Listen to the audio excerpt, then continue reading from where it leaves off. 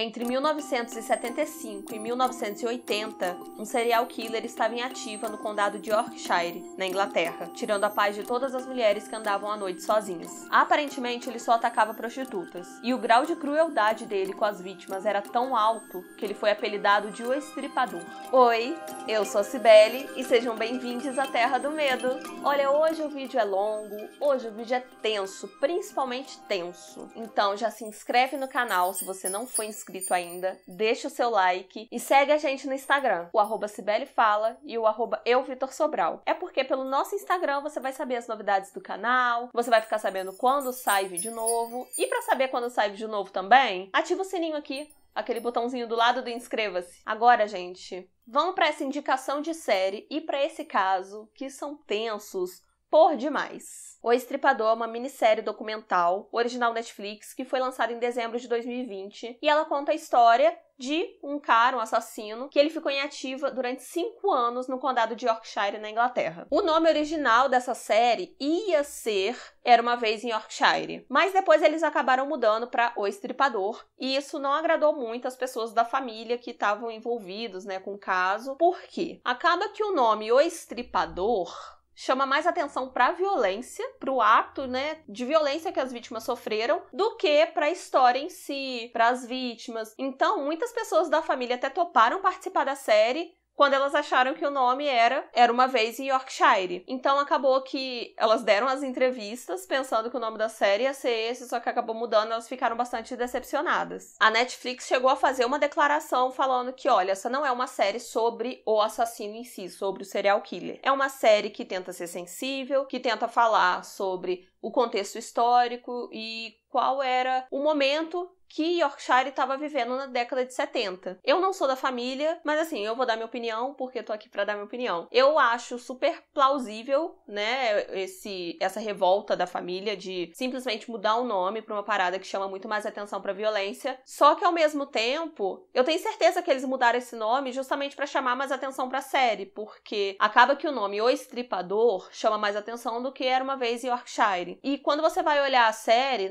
quando você vai vendo episódio por episódio, realmente eles tratam a situação de forma muito sensível. Um familiar de uma das vítimas, inclusive da primeira vítima, falou isso, que a série realmente é muito sensível. Ela trata de uma forma muito cuidadosa, mas o nome não fala isso, o nome é uma coisa completamente violenta. Eu particularmente gostei muito da forma que o roteiro foi escrito, de como a história vai sendo contada.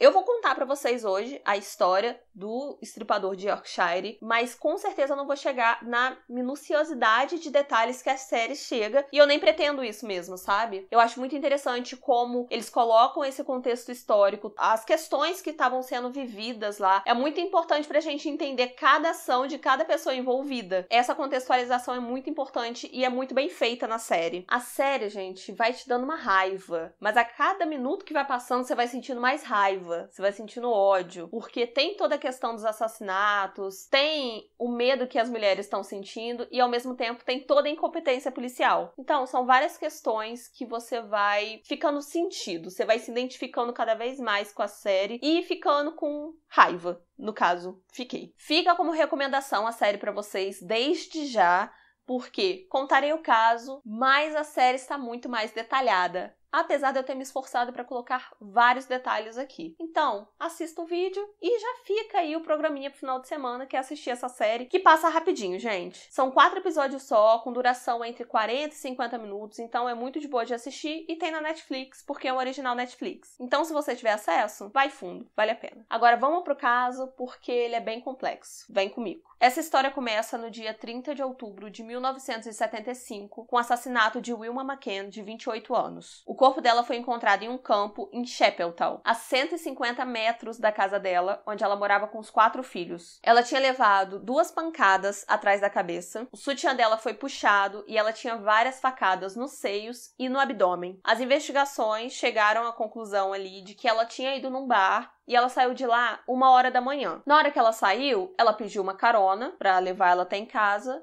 e depois disso ela foi encontrada morta. A polícia começou a fazer uma investigação, chegando aí até de casa em casa. Desde o começo das investigações, a morte da Wilma já foi ligada à prostituição, porque o corpo dela foi encontrado perto de uma área que era ali uma área recorrente de prostituição mesmo. E esse é o momento que a gente pensa, minutos antes da merda acontecer. E lá na frente vocês vão entender por quê. Aí pronto, a morte dela começou a ser espalhada como uma morte de uma prostituta e começou a repercutir dessa forma e esse virou um assassinato comum. A verdade é que a Wilma, ela vivia numa situação completamente difícil com os 4 filhos. Ela tinha muitos problemas financeiros. O ex-marido dela, que ela tinha se separado tinha pouco tempo, era uma pessoa muito violenta, ele bebia demais, ele era viciado em jogos. Então assim, a vida da Wilma em si não era muito fácil. Mas aquele era um assassinato sem precedentes, então a polícia estava ali investigando, só que seguiu a vida também, porque se imaginava que era alguém que saiu na rua à noite e decidiu matar alguém. Então,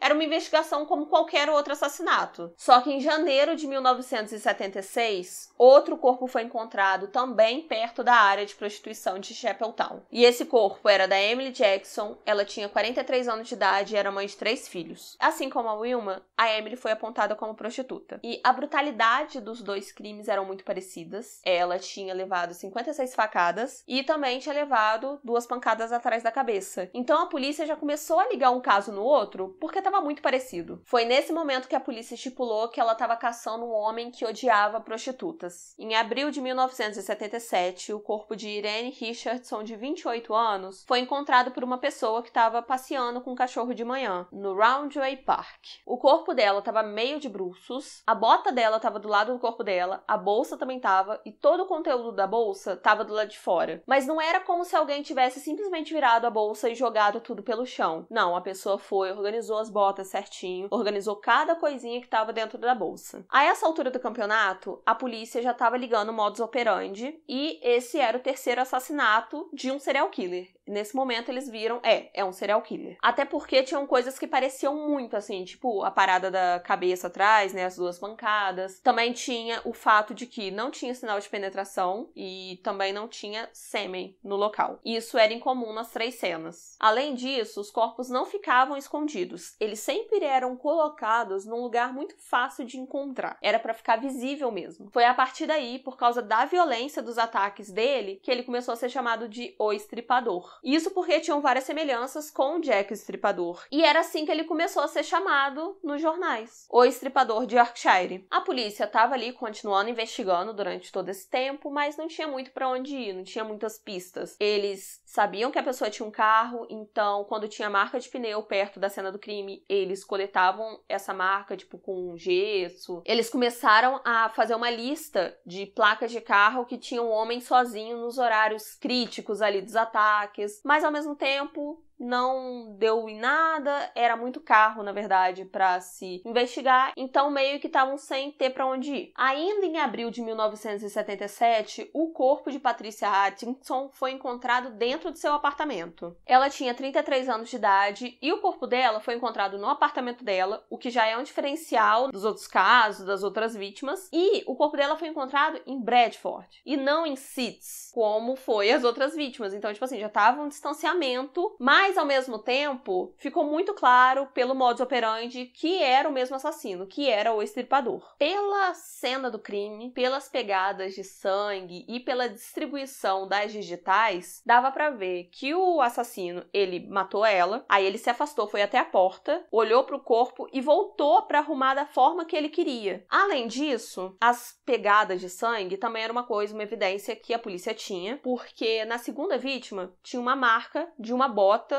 na coxa dela. E era uma coisa incomum, porque era um tamanho 38, era um homem pequeno, provavelmente, mas acabou que eles não levaram isso muito pra frente, porque muitos homens tinham aquele tipo de botas. Então poderia ser mais uma pista que não ia levar meio que a nada. Até esse momento, a polícia tinha mais plenas certezas. Uma coisa ela tinha certeza, é que esse cara era um odiador de prostitutas. Ele odiava mulheres que saíam com vários homens. Então, isso era noticiado, assim, em todo quanto é lugar. Então, o que dava a entender era que se você fosse uma mulher de respeito, uma mulher que não trabalhava com prostituição, você não estava correndo perigo. Tava tudo de boa pra você. Só que em junho de 1977 aconteceu um belo de um rebuliço no caso, quando encontraram o corpo da Jane McDonald, de 16 anos de idade. Isso porque ela claramente não era uma prostituta. Ela era uma menina comum, ela morava com os pais, trabalhava no mercado. Ué,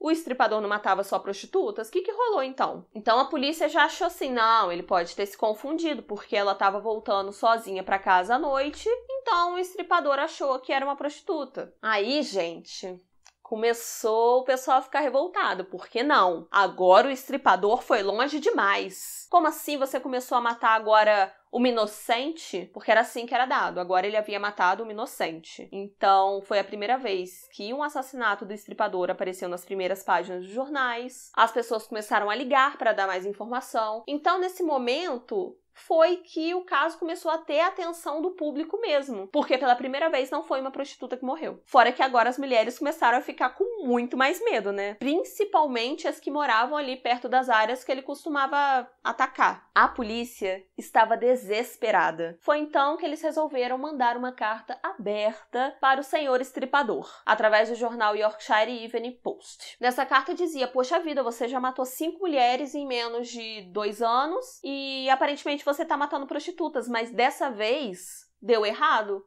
Ok? Dessa vez você matou uma menina inocente e respeitável. E eu acho que você tá com remorso por causa disso, né? Gente, sério, só eu que achei isso um completo absurdo. Porque falaram, não, agora você passou dos limites. Como assim? Você matou uma pessoa inocente e respeitável. Não, porque antes estava tudo bem? Em julho de 1977, finalmente todo mundo achou que tinha uma luz no fim do túnel. Isso porque uma mulher chamada Maureen Long, ela foi atacada, ela sofreu as mesmas coisas que as outras vítimas, ela teve as 2 pancadas na cabeça, ela foi esfaqueada várias vezes, só que dessa vez ela sobreviveu. Inclusive, em uma das entrevistas, um policial, ele fala que eles já estavam pensando assim, gente, não tem chance, se uma mulher encontra com esse cara, a gente já sabe que ela vai morrer, porque nenhuma sobreviveu, a gente, não tem chance. Só que, finalmente, eles encontraram uma mulher que sobreviveu. Os policiais, então, tiveram uma grande esperança de pegar, entrevistar ela de alguma maneira e perguntar o que aconteceu, se ela sabia alguma coisa, se ela viu o rosto do assassino. A Maureen passou a noite numa discoteca. Quando ela saiu, ela foi colocada dentro de um carro e depois disso ela sofreu o ataque. Apesar de toda a esperança de ter uma sobrevivente pra falar tudo o que aconteceu, infelizmente, por causa de uma sequela no cérebro dela, ela acabou se esquecendo de tudo o que aconteceu. Ela só lembrava da hora que ela pegava o casaco dela e saía da discoteca. Então, infelizmente,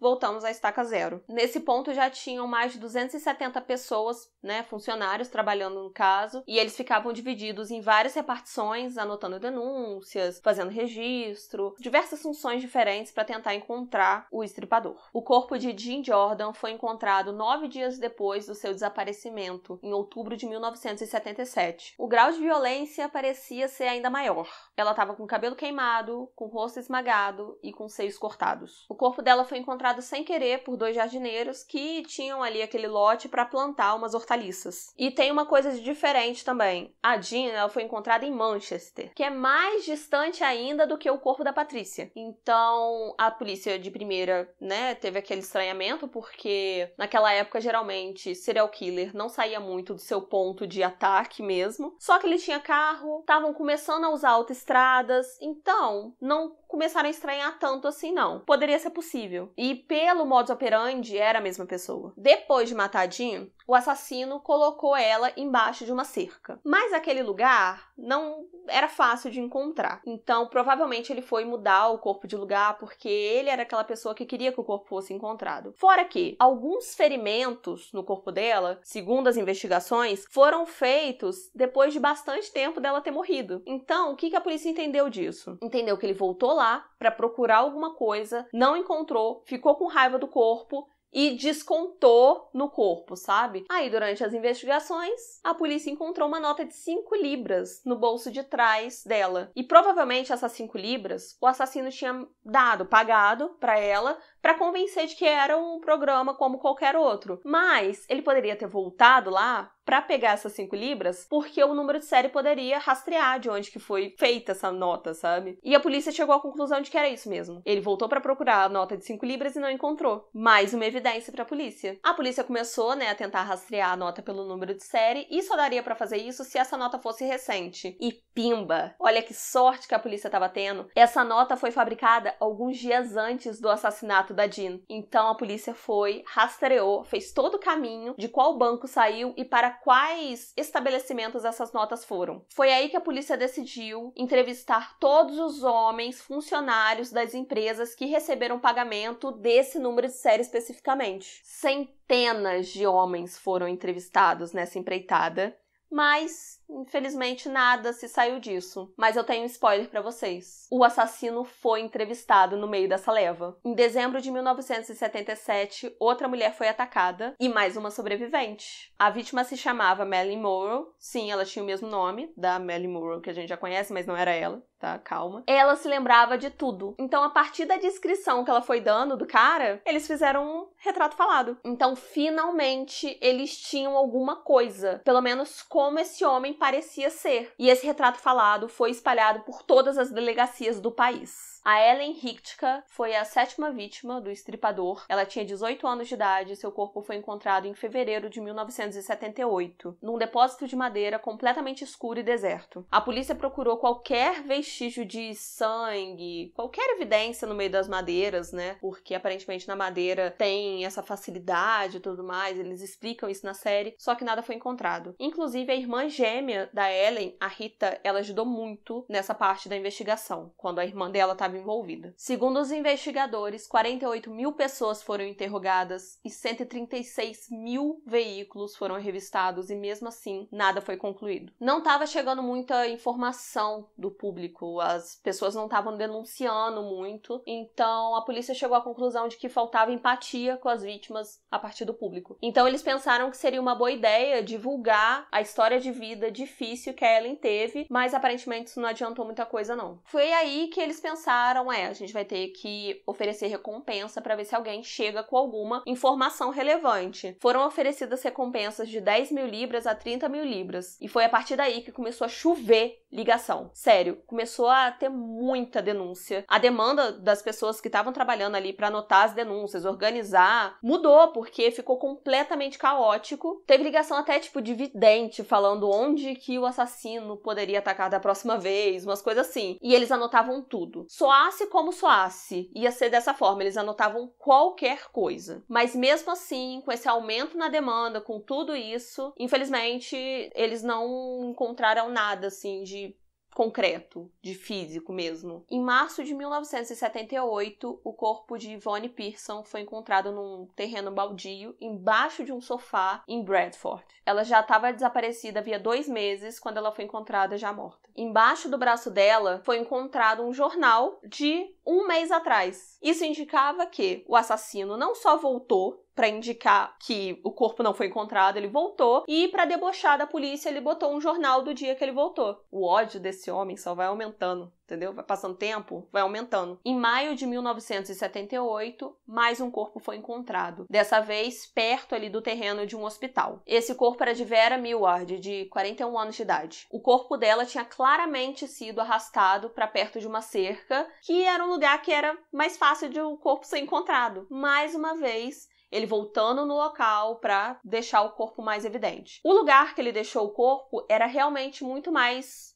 movimentado, mas mesmo assim não encontraram testemunhas. No começo, a polícia não sabia o que fazer e nesse momento parecia o começo. A polícia estava tão perdida que o chefe da polícia, o George Oldfield, resolveu pedir para o estripador se entregar. Parece até que ele vai falar assim, claro, eu não me entreguei até agora porque você não tinha pedido. Agora que você pediu, eu vou me entregar. Já que você insiste, tá pedindo educadamente, claro que eu vou. Nesse pedido para ele se entregar, o George, ele alegou que o estripador era uma pessoa doente que precisava de ajuda e que se ele se entregasse, ele ia receber essa ajuda. Um dos argumentos usados também para ele se entregar era que se ele continuasse a matar prostitutas, ele ia acabar gerando uma comoção a favor delas. A população iria acabar ficando do lado delas. E não era isso que ele queria, não é mesmo? Essa foi a primeira parte do vídeo. Clica aqui no card para continuar assistindo ou então clica na tela final. O link da segunda parte também vai estar na descrição. Então, a gente se vê na próxima parte, que já tá postada. É só ir lá. Beijo, até já!